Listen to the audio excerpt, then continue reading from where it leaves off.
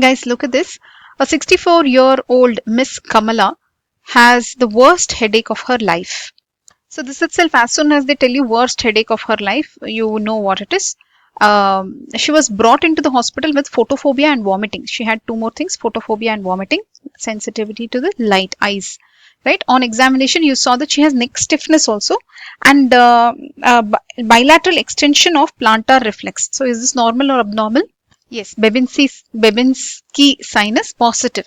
Okay, it's abnormal. Then you will do a lumbar puncture and then you will have blood in the CSF. So somewhere some leak is happening, guys, blood in the CSF.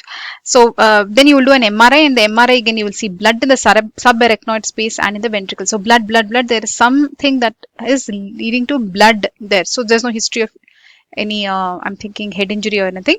So basically then what MRI is showing blood, so then they will do some neurosurgical treatment also, they're saying they have given.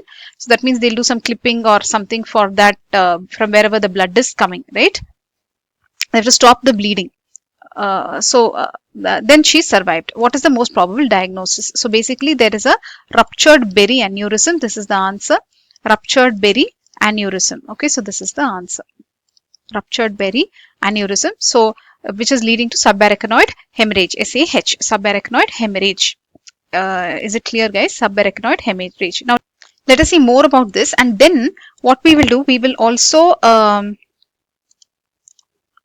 learn why it is not the others. Okay, so what they are saying, it is a ruptured berry aneurysm. So because of this, what will happen, the blood it has ruptured, right, and that aneurysm, so there is bleeding, and this is not some trauma case or something, right? She's not giving any history of trauma. So there is blood in the ventricle. That means the CSF now has entry of these blood cells. So what will happen, the intracranial pressure will increase, because of which she has this bilateral extension of plantar reflex, etc. Right? And they had to now open up, and they had to do a surgery, whatever they had to do, and they had to tie that place where it is bleeding. Okay.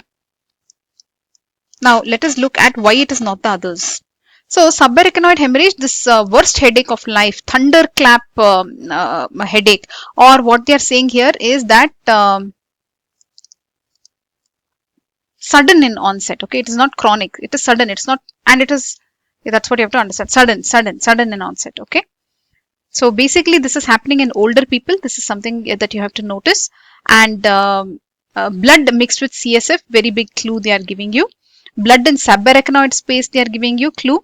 And then this much is a clue for you. Now coming to medulloblastoma, what is it? It will be mostly in younger people. Guys, focus here. We're looking at why the other options are incorrect. Medulloblastoma. So it is again it's a mass, right, in the posterior fossa. So it is something to do with oncology.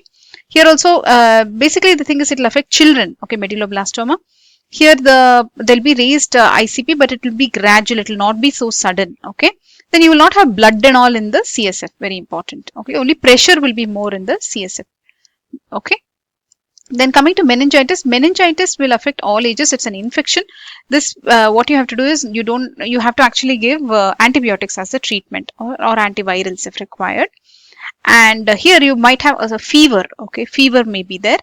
Focus, guys. Then in the CSF findings, you won't find blood, but you will see that there is reduced glucose or increased WBC or some kind of that variation in the protein of your CSF. You understood, guys?